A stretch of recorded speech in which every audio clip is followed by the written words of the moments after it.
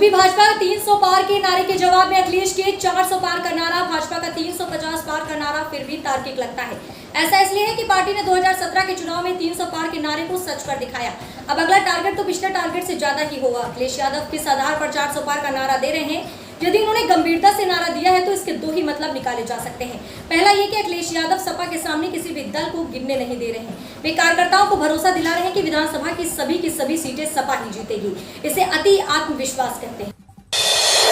क्या पूरा होगा अखिलेश का यूपी में सपना या फिर आएगा योगी राज?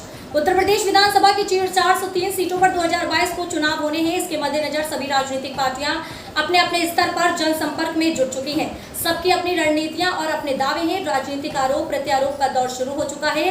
सियासी दलों की इस रस्साकसी के बीच आज शुक्रवार को एबीपी सी वोटर एजेंसी ने चुनाव से पहले यूपी की जनता का मूड जानने की कोशिश की गई है। चुनाव में पूर्व में किए गए सर्वेक्षण से उत्तर प्रदेश की राजनीति में उबाल शुरू हो चुका है। यूपी मिशन 2022 कितनी अहम है सत्ता के लिए ओबीसी जातियां वर्ष 2022 विधानसभा चुनाव में कुर्मी, कोयरी, राजभर, प्रजापति, पाल, अर्कुवंशी, चौहान, बिंद, निषाद, लोहार जातियां सत्ता की चाबी की भूमिका में नजर आएंगी। इनकी महत्ता को भांपते हुए सभी प्रमुख दल इन जातियों को साधने में जुटे हैं। 32% वोट का मालिकाना हक रखने वाली इन जातियों को साधने की रेस में भाजपा और सपा अन्य दलों से आगे हैं। भाजपा इनकी ताकत को अपने से जोड़े रखने की मुहिम में है, जबकि सपा इन्हें फिर से जोड़ने की कोशिश में जुटी है। वैसे तो ये जातियां हैं जो किसी एक दल से बनकर नहीं रही हैं। चुनाव दर चुनाव इनकी पसंद बदलती रहती है।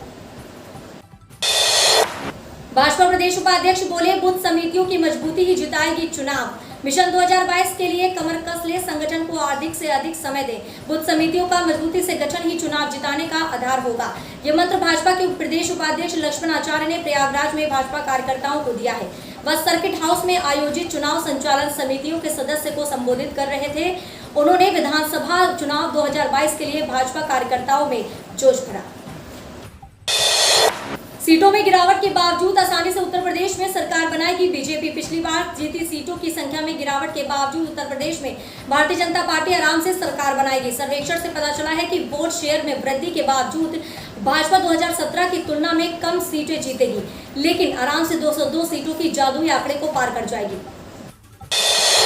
राजीव शुक्ला के बयान पर सतीश पुनिया ने किया पलटवार, कहा मोदी राज में कांग्रेस राज की तरह देश का ईमान तो नहीं बिकेगा। कांग्रेस के वरिष्ठ नेता राजीव शुक्ला द्वारा केंद्र सरकार पर मुद्रीकरण के नाम पर राष्ट्रीय धरोहरों को बेचने का प्रयास करने के लगाए गए आरोपों को लेकर भारतीय जनता पार्टी के प्रदेश अध्यक्ष सतीश पुनिया ने पलटवार किया है। भाजपा प्रदेश अध्यक्ष सतीश पुनिया ने इसको लेकर कांग्रेस पर निशाना साधा है। उन्होंने ट्वीट कर कहा है कि अपने गिरेबान में झांको शुक्ला जी। देश बेचने वाले 50 वर्षों तक लूट और झूठ का खेल खेलने वालों, जीप घोटाले से लेकर कोयला, कॉमनवेल्थ, बोफोर्स, 2G नेशनल है, हेराल्ड, किसानों की जमीनें क्या क्या नहीं है बिका। 2022 विधानसभा चुनाव में से 5 में से 4 राज्यों में सरकार बना सकती है बीजेपी।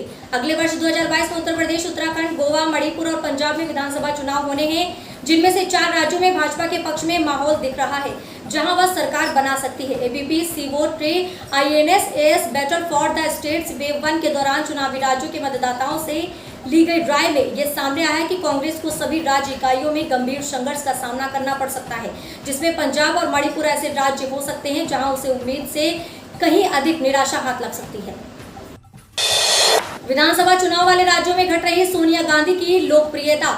आगामी विधानसभा चुनाव से पहले कांग्रेस के सामने बड़ी चुनौती है। उसके पास पार्टी के अंदर और बाहर आंतरिक कलह को कम करने के अलावा आलोचकों को चुप कराने के साथ अगले साल के चुनाव में अच्छा प्रदर्शन करने की बड़ी चुनौती है। इसी बीच एक ऐसी खबर है जो पार्टी के लिए अच्छी नहीं है, क्योंकि चुनावी राज्यों में कांग्रेस की अंतरिम अध्यक्ष की लोकप्रियता घट रही है। जिन 5 राज्यों में चुनाव होने जा रहे हैं उनमें उत्तर प्रदेश, उत्तराखंड, पंजाब, गोवा और मणिपुर शामिल है। पंजाब को छोड़कर सभी राज्यों में भाजपा का शासन है।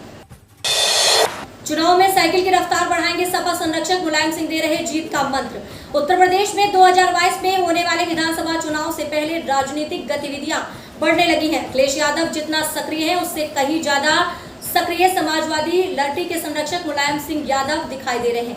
मुलायम सिंह यादव बीते कुछ दिनों से पार्टी कार्यालय में अधिक समय देकर कार्यकर्ताओं को मिशन 2022 चुनाव में जीत का मंत्र दे रहे हैं। मुलायम सिंह ने कार्यकर्ताओं से बातचीत के दौरान कहा है कि हम सभी को 2022 के लिए तैयार रहना चाहिए और चुनाव में जीत के लिए कोई कसर नहीं छोड़ेंगे। जरूरत पड़ी तो वह भी समाजवादी पार्टी का प्रचार करने से भी नहीं चूकेंगे। लोकसभा सत्र के बाद दिल्ली से लौटने के बाद मुलायम सिंह लगातार सभा कार्यालय में घंटों बैठकर कार्यकर्ताओं की राजनीतिक क्लास भी ले रहे हैं। सीएम धामी ने गणेश गोदयालगढ़ श्रीनगर से आशीर्वाद यात्रा निकालकर कांग्रेस को उत्तराखंड में अगले साल शुरू होने में विधानसभा चुनाव को लेकर भारतीय जनता पार्टी और कांग्रेस के बीच शहमात का खेल शुरू हो गया है। कांग्रेस परिवर्तन यात्रा के माध्यम से एक तरफ बीजेपी की खामियों को जन जन तक पहुंचाने का एजेंडा बनाया है, तो दूसरी तरफ वरिष्ठ नेता एक साथ एक मंच पर एकजुटता का संदेश देना चाहते हैं। कांग्रेस ने परिवर्तन यात्रा को पहले उधम सिंह नगर जिले के सभी विधानसभा क्षेत्रों और नैनीताल जिले के 4 विधानसभा क्षेत्रों हल्द्वानी, कालाढूंगी, नैनीताल और रामनगर में निकालने की रणनीति बनाई है।